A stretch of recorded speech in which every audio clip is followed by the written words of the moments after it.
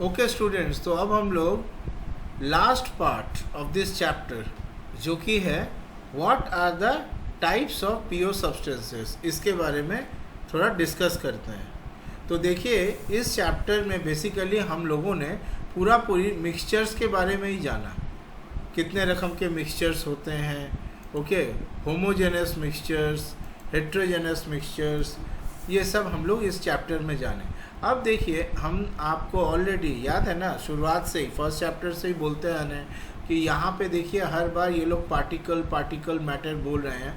Effectively अगर हम matter को छोटे छोटे भाग में हथौड़ा से तोड़ते चले गए, आप अपने पास में कोई डस्टर ले लीजिए, डस्टर नहीं चॉक ले लीजिए, उसको हथौड़ा से ब्रेक करना शुरू करेंगे तो अल्टीमेटली आप देखिए मॉलिक्यूल या एटम के स्ट्रक्चर तक पहुंच जाएंगे।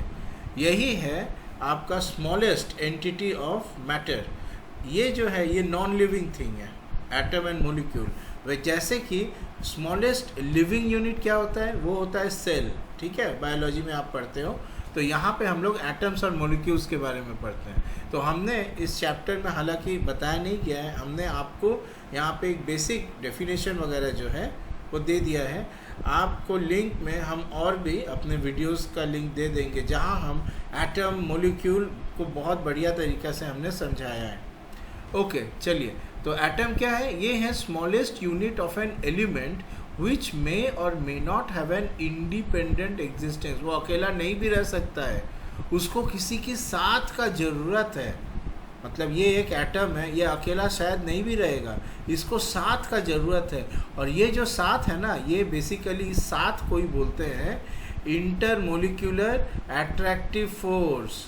यही है उसका साथ। इसका और एक नाम है, वो है केमिकल बॉन्ड। ये भी इस साथ का और एक नाम है, ठीक है।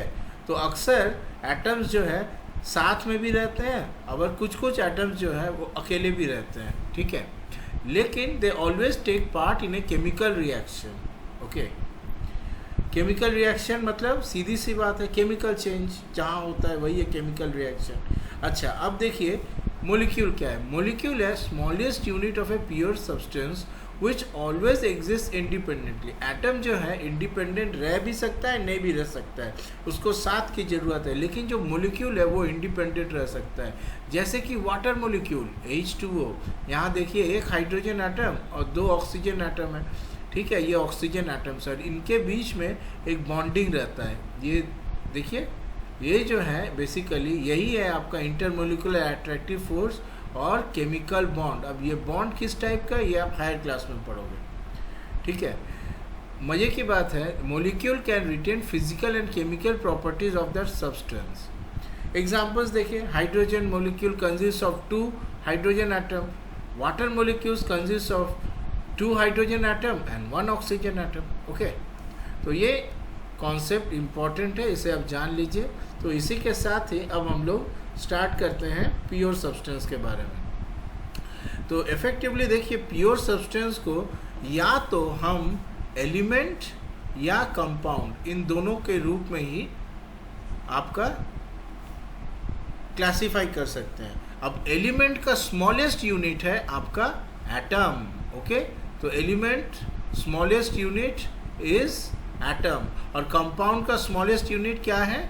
Molecule, smallest unit. समझ गया, समझ में आ गया आपको? इसीलिए हमने एटम और मॉलिक्यूल से शुरुआत किया। अच्छा, किस महान साइंटिस्ट ने इस चीज़ का इजाद किया था? Well, Robert Boyle was the first scientist to use this the term element in 1661। Then Antoine Laurent Lavoisier, इसने देखिए करीबन 1700s में, वो एक फ्रेंच केमिस्ट है, he was the first to establish an experimentally useful definition of an element. उसने क्या define किया कि एलिमेंट जो है वो एक बेसिक फॉर्म ऑफ मैटर है जो कि आप और सिंपलर पार्ट्स में ब्रेक नहीं कर सकते हो थ्रू केमिकल रिएक्शन। ये इम्पॉर्टेंट है, आप और सिंपलर सब्सटेंसेस में ब्रेक नहीं कर सकते हो through chemical reactions. Okay, actually in reality atom के अंदर में भी हम ब्रेक कर सकते हैं। उसके अंदर है क्या? Nucleus and electron. न्यूक्लियस के अंदर क्या है? Protons and neutrons. In fact protons and neutrons के अंदर भी स्ट्रक्चर है, वो है क्वार्क एंड ग्लूऑन, आप वेब में सर्च कर सकते हैं। इससे ज़्यादा अभी हम फिलहाल आपको और नहीं खाना खिलाएंगे, पढ़ाई वाला खाना। अच्छा ठीक है, तो एलिमेंट्स देखिए, एक सेकेंड इसे पूछ देते हैं। Yes, so elements can be normally divided into, देखिए metal, metalloid and non metal. Okay, अब देखिए मेटल जो है उनका ज़्यादातर ऐसे प्रॉपर्टीज़ होते हैं। कैसे प्रॉपर्टीज़ है? वो शाइन करते हैं, उनका गोल्डन येलो या सिल्वरी ग्रे कलर होता है। They conduct heat and electricity, मतलब they are good conductors of heat and also good conductors of electricity. Next, वो डक्टाइल होते हैं, उसे आप आराम से खींच के लंबे तार में कन्वर्ट कर सकते हैं।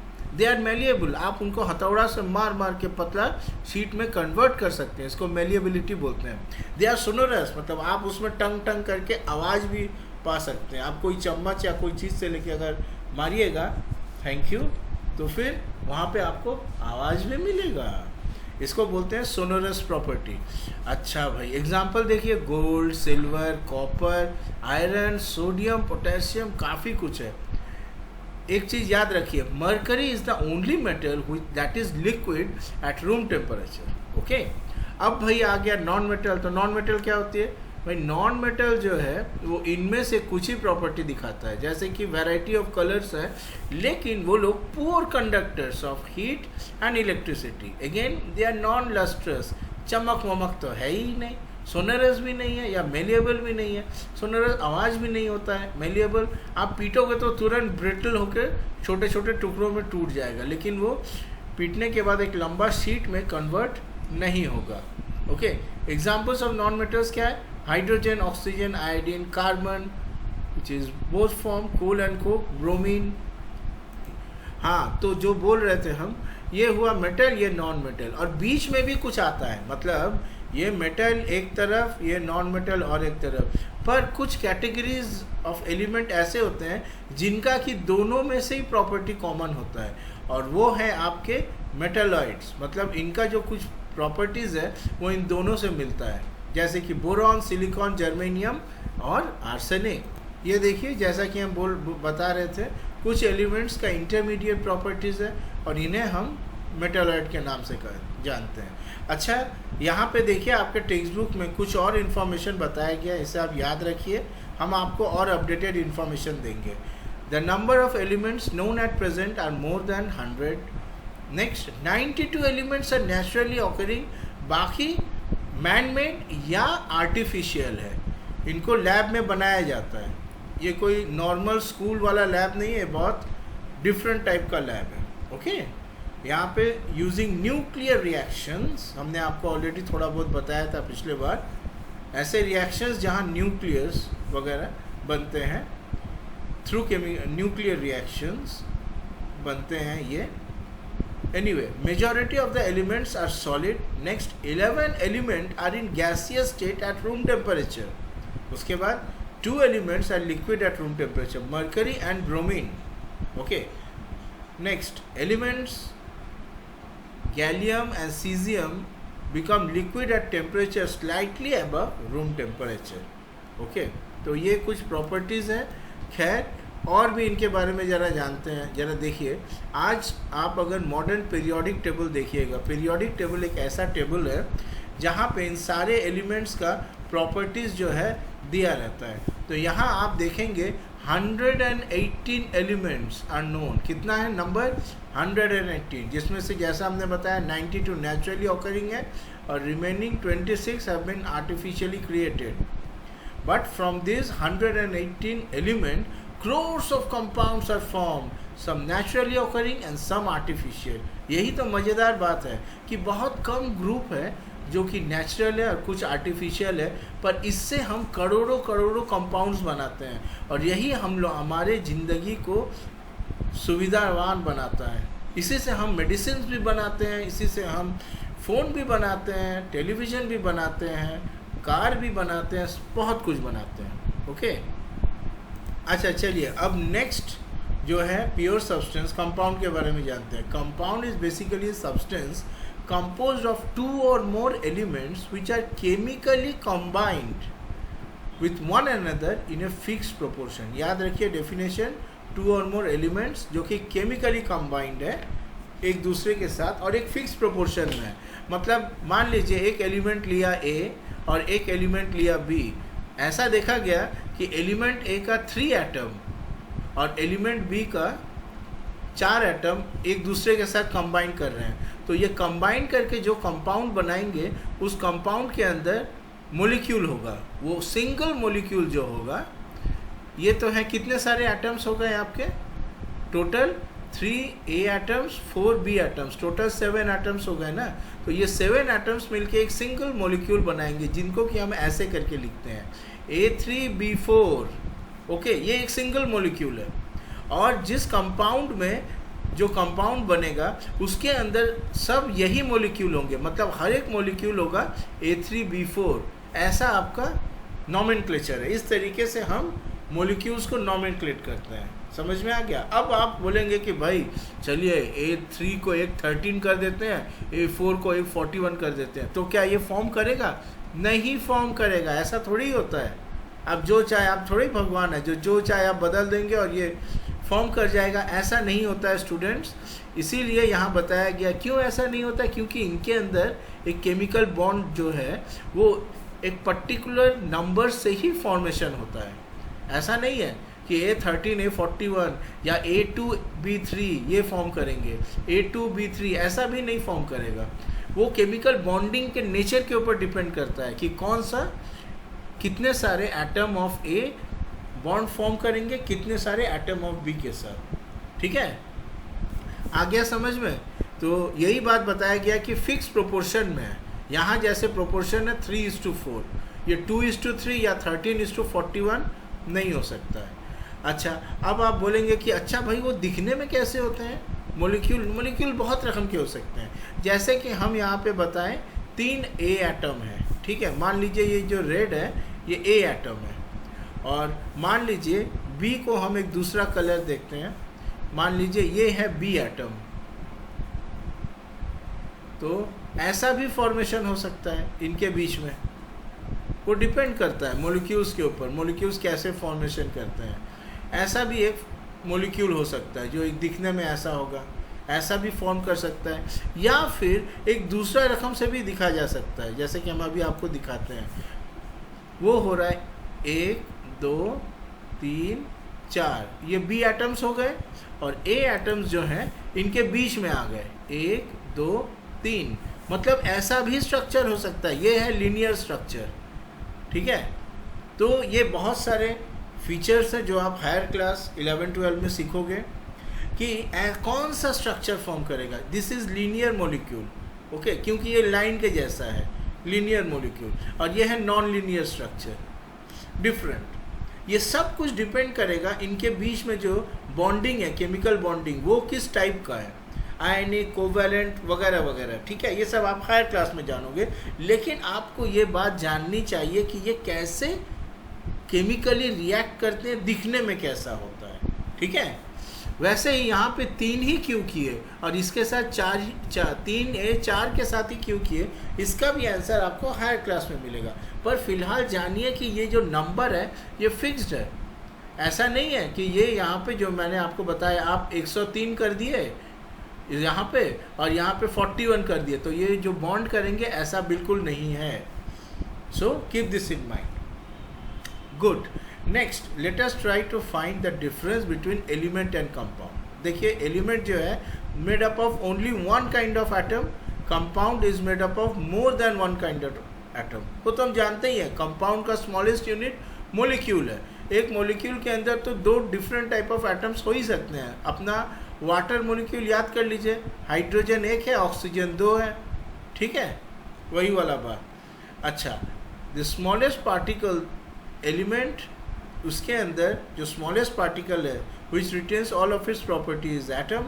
और कंपाउंड के अंदर जो स्मॉलेस्ट पार्टिकल है जो उसका प्रॉपर्टी रिटेन करता है वो है मोलिक्यूल. और ये भी हम डिस्कस कर लिया है. गुड. एलिमेंट, ये can not be broken down into simpler substances by chemical method. Okay, again compound, ये भी इसको लेकिन हम ब्रोकन डाउन कर सकते हैं into elements by chemical method. ध्यान से समझिए, कंपाउंड को हम ब्रेक कर सकते हैं, इट कैन बी ब्रोकन, तोड़ सकते हैं into elements by chemical method, पर इस बेचारे को केमिकल मेथड से तो नहीं ब्रेक कर सकते हैं। इसके लिए हमको न्यूक्लियर मेथड यूज़ करना पड़ेगा, nuclear techniques, scattering, nuclear and particle techniques, ये यूज़ करना पड़ेगा। अच्छा, कुछ इम्पॉर्टेंट कंपाउंड्स के बारे में आपको जाननी चाहिए, जैसे कि compounds of phosphorus, nitrogen and potassium are used as fertilisers. वैसे ही silicon compounds are of immense importance in computer technology. Okay, वैसे ही compounds of fluorine are used in our toothpastes as they strengthen our teeth. Okay, तो अभी अभी हमने element और compound के डिफरेंस को समझा था। अब हम लोग मिक्सचर और कंपाउंड के डिफरेंस को समझते हैं। देखिए, एलिमेंट्स और compounds just mix together to form a mixture and no new compound is form. कोई नया चीज़ नहीं बनने वाला है भाई मिक्सचर में, ठीक है। लेकिन कंपाउंड जो है, elements react to form new compound. अच्छा, चलिए एग्जाम्पल देखते हैं। बिना एग्जाम्पल का तो लाइफ एकदम बोरिंग है। अच्छा, अभी अभी हमने जो आपको बोला था A3B4, ये क्या है भाई? ये एक सिंगल मॉलिक्यूल है, राइट?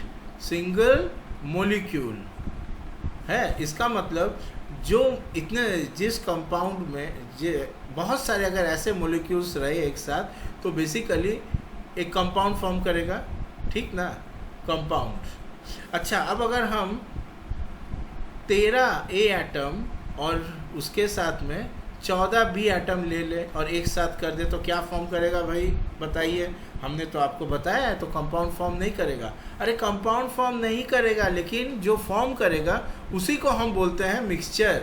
मतलब आप जो भी चाहे ले सकते हैं। 13 के जगह 113 एटम ले लीजिए A का, और 14 के जगह आप 141 B एटम्स ले लीजिए, दोनों को एक साथ कर दीजिए। ये क्या बनेगा? ये एक मिक्सचर बनेगा।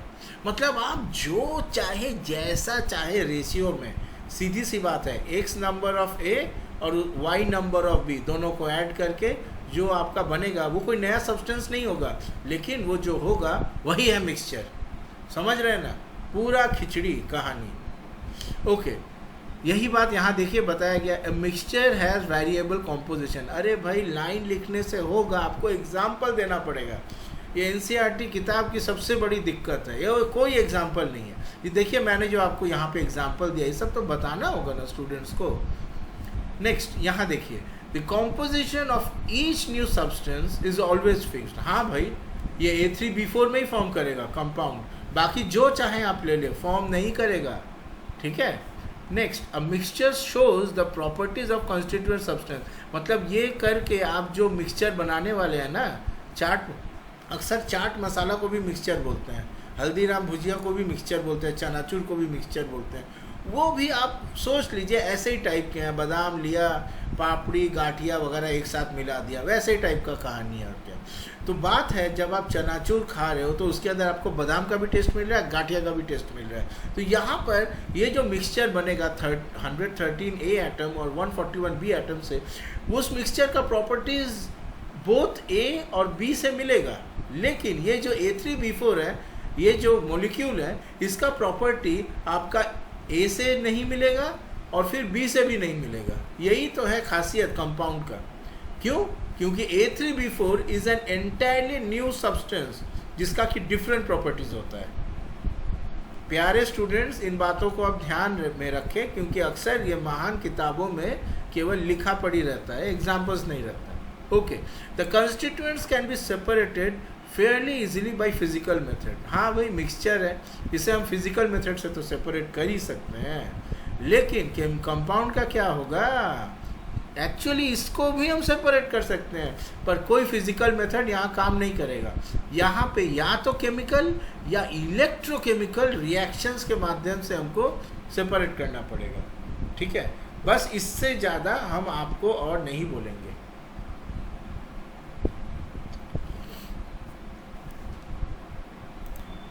और एक चीज़ देखिए, the composition of A compound is the same through out, ठीक है। मतलब होमोजेनस कॉम्पोजिशन होता है। देखिए, आप उसका टेक्सचर या कलर थ्रू आउट एक जैसा देखेंगे, लेकिन मिक्सचर बाबू का कॉम्पोजिशन थ्रू आउट सेम नहीं रहेगा, नॉट सेम। मतलब आप अगर मिक्सचर लेंगे तो हो सकता है इस मिक्सचर के अंदर कहीं पे ए एटम्स ज़्यादा हैं तो कहीं पे बी एटम्स ज़्यादा है, ठीक है। तो यहाँ पे बिल्कुल भी सेम नहीं है, this is not same everywhere composition, तो कीप दिस इन माइंड। अच्छा भाई, काफ़ी कुछ हो गया और अब हम लोग फाइनली ये चैप्टर ख़त्म करने वाले हैं। तो ख़त्म करने के पहले थोड़ा सॉर्ट ऑफ यहाँ पे रिवीजन के जैसा दिखाया गया है। देखिए मैटर के बारे में, ओके। सो मैटर हम लोगों ने 3 स्टेट्स ऑफ मैटर पढ़ा, सॉलिड, लिक्विड, गैस। मैंने आपको 4th स्टेट के बारे में भी बताया था, please keep that in mind, which was plasma. Next, अब मैटर प्योर सब्सटेंस भी हो सकता है, मिक्स भी हो सकता है। जैसा कि देखिए नो फिक्स कंपोजिशन, जैसा कि वो रहा XA प्लस YB, और ये जो है प्योर सब्सटेंस अगर कंपाउंड बनता है तो ये फिक्स्ड होगा, जैसे कि A3B4, जहाँ की A और B दोनों ही आपके क्या है भाई, दोनों ही एलिमेंट्स हैं, right. This two are effectively elements.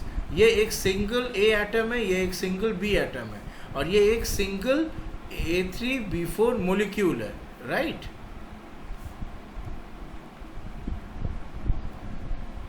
तो बताइए, तो खाली लिखा पढ़ी करने से होगा? लिखने के साथ आप जब एग्जाम्पल्स पढ़िएगा तभी ना आपको मज़ा आएगा। तो कुछ एग्जाम्पल्स देखें, copper, oxygen, iron, hydrogen, mercury. यहाँ वाटर, मीथेन, सॉल्ट, शुगर, इनका जो केमिकल फार्मूला या बाद वाले चैप्टर या अगले क्लास में पढ़ोगे। एनीवे, मिक्सचर्स जो हैं यहाँ देखिए 2 टाइप के होते हैं, एक है यूनिफॉर्म कंपोजिशन, एक है नॉन यूनिफॉर्म कंपोजिशन। अब देखिए मैंने आपको अभी थोड़े देर पहले क्या बताया था, composition of A compound is same through out, लेकिन मिक्सचर का होता नहीं है कंपोजिशन।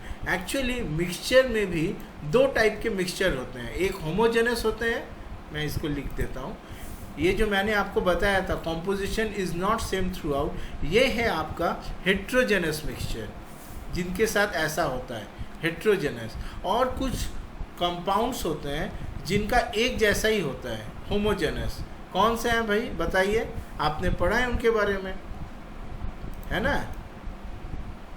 ये देखिए होमोजेनस मिक्सचर कौन है, जैसा कि इसको हम लोग और एक नाम से जानते हैं, वो है सॉल्यूशन या फिर प्योर सॉल्यूशन। और हेट्रोजेनस कैसे हैं, हेट्रोजेनस है आपका सस्पेंशन, कोलॉइड, उसके बाद एमल्शन, राइट। ये सब हमने इस चैप्टर में पढ़ा हुआ है, ये कुछ एग्जांपल्स है। तो स्टूडेंट्स फाइनली ये चैप्टर कंप्लीट हो गया। Happy learning.